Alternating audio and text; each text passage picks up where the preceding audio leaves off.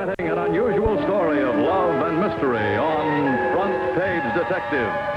Starring Mr. Edmund Lowe as the famed newspaper columnist and amateur detective David Chase. And now for another thrilling adventure as we accompany David Chase and watch him match wits with those who would take the law in their own hands.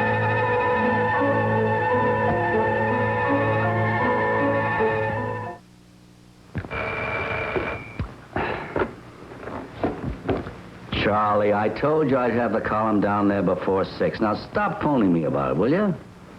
Mr. Chase? Hello? Is this Mr. Chase?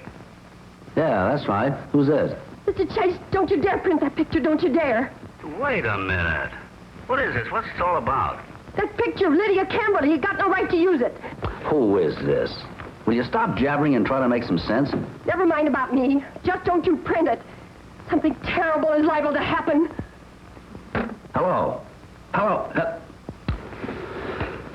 Well, you meet all kinds over the telephone.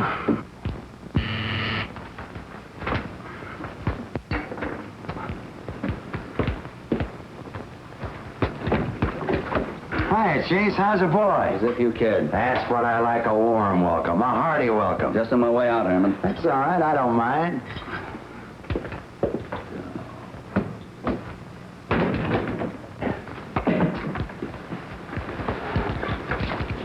Here, this do you any good? Oh, thanks, Chase. I got one of my own. Here. Take a look at that. How about that, huh? Break the bank on the punch board? Oh, well, I never could make enough on the newspaper. It's all different now. Mm-hmm. Artistic shots of the home and kiddies. You know, graduation poses, candid photos, family groups. That's my line now. Come on, get to the point. Well, when I close my studio for the day, I make like a busman on a holiday. I do what comes naturally. I go out hunting for business.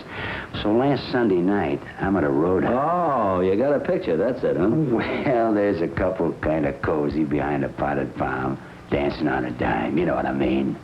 Kind of lovey-dovey. Are they? Oh, and I'm not so greedy. You know, news is news, ain't it? Now, the man, I'm not too sure about him. But the girl. What's the girl's name? Camberly. Well, don't it register? Camberly, like in the social register. Like in stocks and bonds. Like in that big old antique mausoleum on Fifth Avenue. Now I'm beginning to understand why you've honored me with this visit. Mm-hmm. Well, I told you this was news. First name's Lydia. Lydia Campbell. Oh, yes, I remember.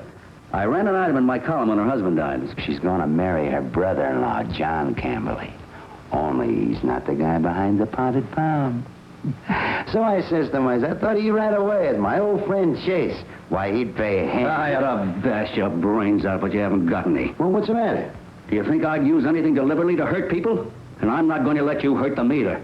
I'm going to take that picture away from you and keep you decent. Oh, now, just a minute. Give me that picture. Come here. If you want it so bad, go after it. All right, smart guy. Get out of here before I break my lease. Okay. But if you change your mind, I'm down at the Bedford. If you want to talk business, why, let me know. Good night, Herman. I just left him 5 minutes ago. Yeah, he acted wild like I said he would. Next thing he'll start making like a Boy Scout, which he is at heart. Now that's when you do what you're supposed to do, okay? Goodbye.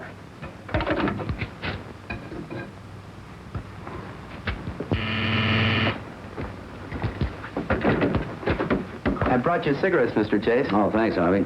Fast service, huh? Oh, sorry.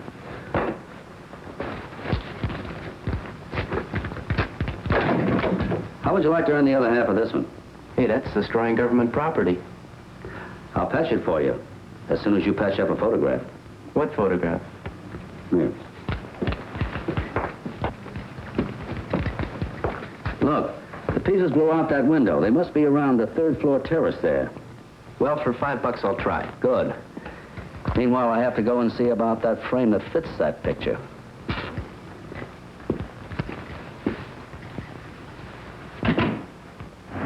Ordinarily, I'd have forgotten the whole thing, figuring a two-bit chiseler like Herman wouldn't overstep the legal bounds too much just for a few dollars. But that hysterical woman's call earlier made me feel I had to warn Lydia Camberly. Why, don't you wish to see Lydia, young man? Where do you know her from? Well, to tell you the truth, I don't know her, but Then get out! But, Mr. Camberly, Lydia is from the Middle West. A dreadful place. She has no friends here. I know that. And I can assure you she doesn't wish to make any. Good day, sir. Now, just a moment. I wanted to... Young man, when I ask a person to get out of my house... Father, for heaven's sakes, what's all the noise about? There's no noise, John, but I'm an old man.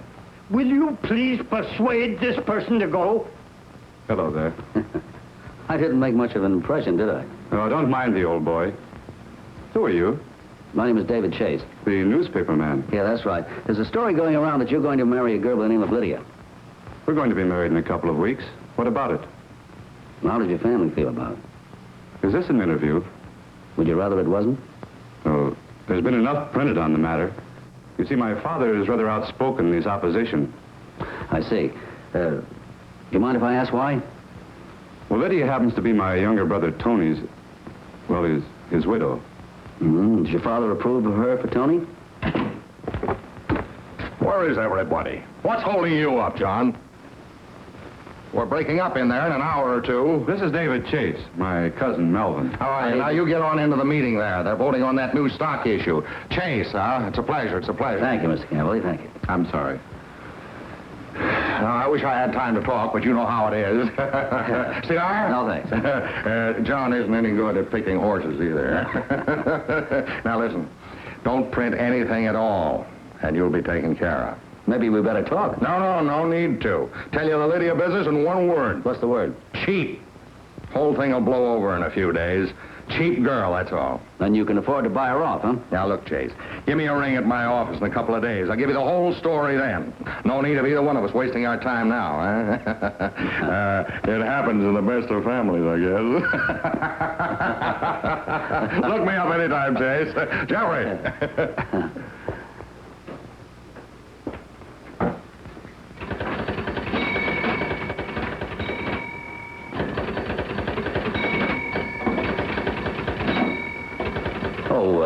Thanks, Heathcliff. I'll go quietly. This way, please, sir. Oh, sorry.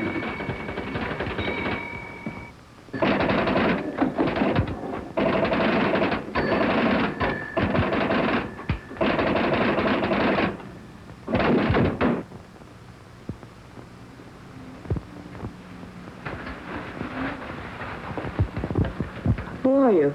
What do you want? Hello? Don't shoot. I'm not a peeping Tom. Oh, of course not. You're the new gardener and you've lost your shovel. Well, if I am, I'm working on your grave, not mine. What? You're Lydia Campbell, aren't you? My name is Chase, David Chase. Well, distinguished journalist, no less. What do you mean, my grave? What do you want? I came here to be noble, to warn you that somebody's going to try to blackmail you.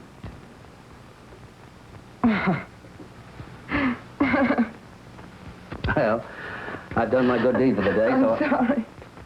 It's just so silly, that's all. Blackmail me for what? Wearing lipstick? Walking around the block for exercise?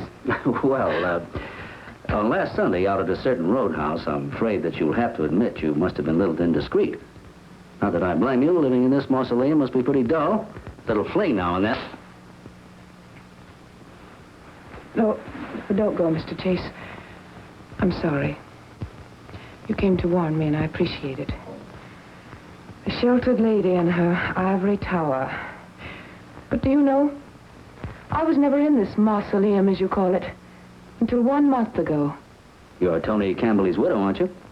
Yes, I was married to Tony in Chicago several years ago. But Tony was the black sheep of the family. It's 3 years since he died. Oh, spare me the details, lady. I loved Tony, but I never met his horrible family. I probably never would have, except his brother John came to Chicago on business. He was so nice to me, so thoughtful. And there wasn't any picture in any roadhouse. Don't you understand? Because I haven't been in any roadhouse. I didn't say anything about a picture, did I? A woman did.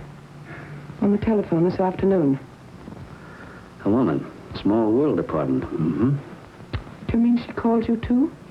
But she didn't say anything. She only warned me that I'd better watch out. There'd be trouble about a picture.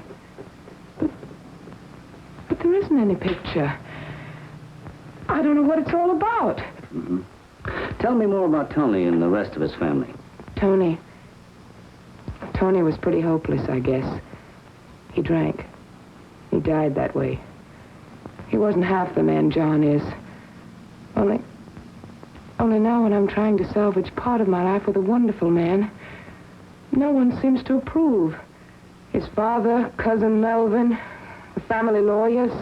Oh, no, John, you mustn't ruin your life. So they blamed you for Tony's death, huh? Oh, you understate, Mr. Chase. Because, you see, I murdered Tony. Oh, yes. Yes, indeed. I poured him full of drinks and pushed his car over a cliff. Of course, the police could never find out about it. Oh, no, I was much too clever for that. Now, Mrs. Campbell, you better... Well, the motive was there, wasn't it? Their precious money. Tony's trust fund. Because I'm the little nobody who pushed through the palace grounds by marrying the black sheep. Once I'm over the high Camberley wall, I've got to get rid of the little one and go after the big one. John, no less. The white hope of the family. Here. Come on, now, take it easy. It's all right.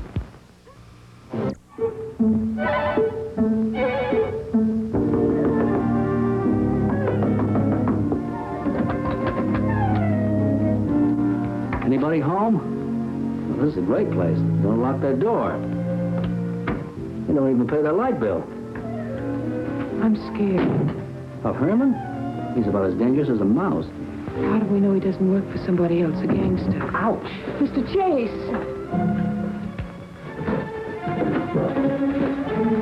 Mr. Chase, can you see anything? Sure I can. I can see egg all over my face. Can you? What do you mean? Now he has a picture he can sell me. Well, Mr. Chase, you don't think that anyone would believe that we... Now, please, Lydia, have a little respect for my age. I'm sorry, but you know what I mean.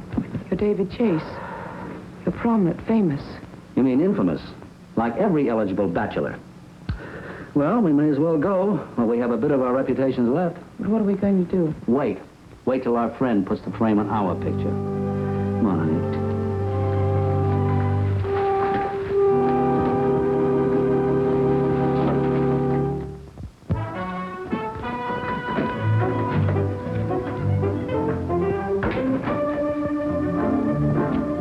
Hi, Mr. Chase. You got the other half of the fin?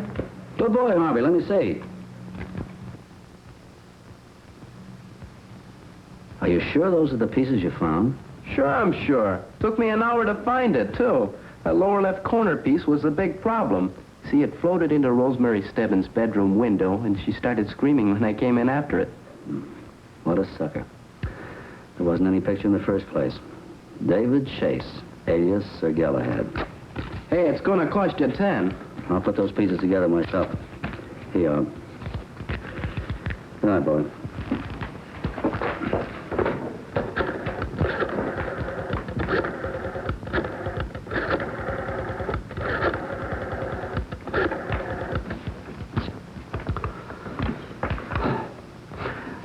Hello, Tommy. This is Chase.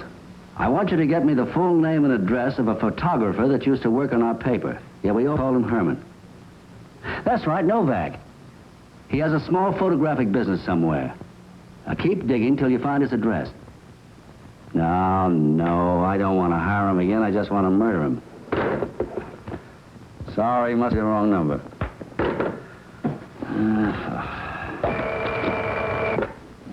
Hello? Tommy? No luck. You're dead? Give it to me quick. Yeah. Attaboy. Fine. Thanks. Bye-bye.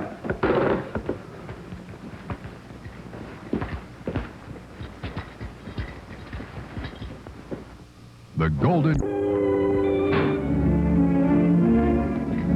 Good evening, Mrs. Novak. Hey, what's the meaning of this? Your husband and I used to work on the same paper. I waited till you came home. Why? Herman's heading for trouble. I don't know what you're talking about. Oh, yes, you do. You phoned me earlier today. You also phoned Lydia Campbell. I recognized your voice. I'd ask you to sit down, only I'm afraid the place is in the... No, never mind that. Why did you call me? What's this stuff about the picture? You got no right to ask him any questions. Maybe I just didn't want you to get in any trouble, or maybe her either. It's Herman who's in trouble. No, he's not. I've been looking for him all over. In some bars and pool halls he goes. Someone hired Herman to take a picture of Lydia Camberley. Who hired him?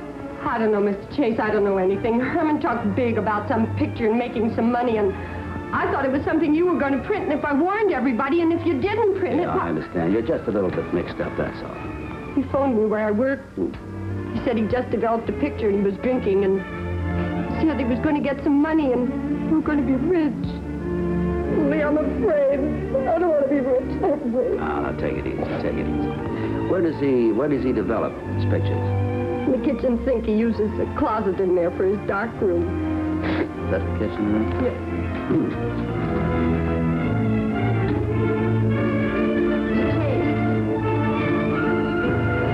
Mr. Chase. Operator, give me Lieutenant Rodney at Homicide Police Headquarters.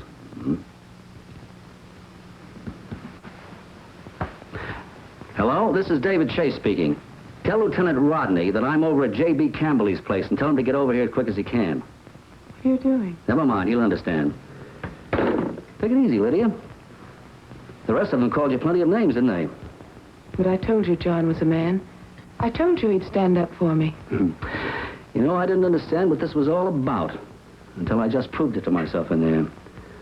What's that? I couldn't understand why I was picked as a patsy in this attempted blackmail frame-up. Now I realize I wasn't just tapped for the picture. They wanted somebody who could get sore also, like I did, who would come up here and tell them all off, explain how cheap and obvious that attempt was. Who is they, Mr. Chase? Oh, yeah, I guess they is the wrong word, isn't it? I suppose it had to be obvious, didn't it? So that timid little Johnny could see right through it. Remember what I said when they hung those insulting names on you? No. I didn't say anything.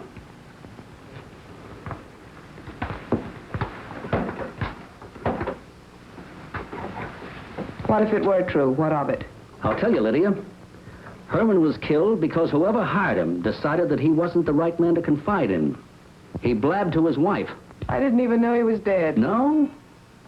His wife only phoned you and me. We're the only ones who knew about his blabbing.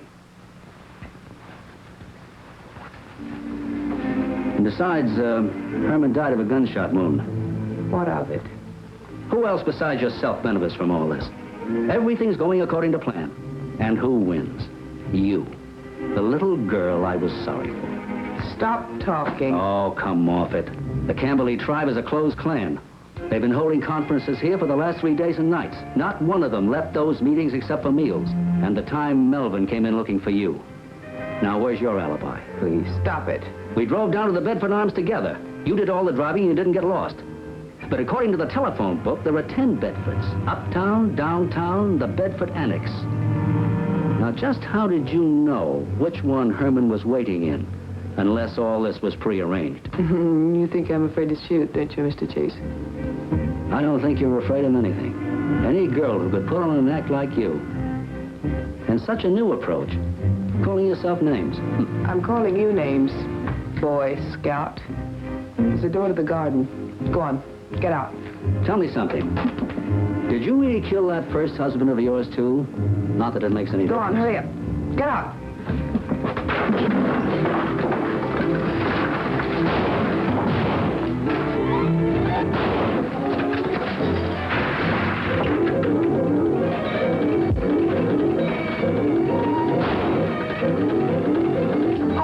Mr. Chase, we were leaving a minute ago. I'm not in the mood anymore. Don't waste your trigger finger, Lydia. You're out of bullets. That gun only holds 6 bullets, and you fired 2 into Herman's body. You better let me have that gun, Lydia. That's it.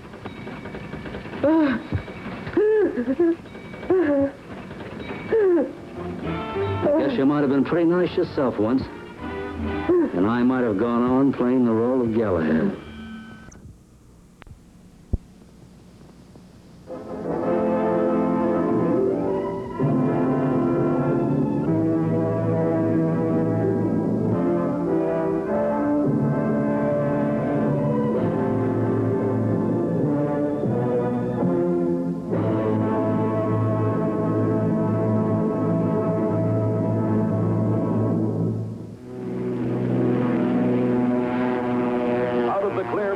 western sky comes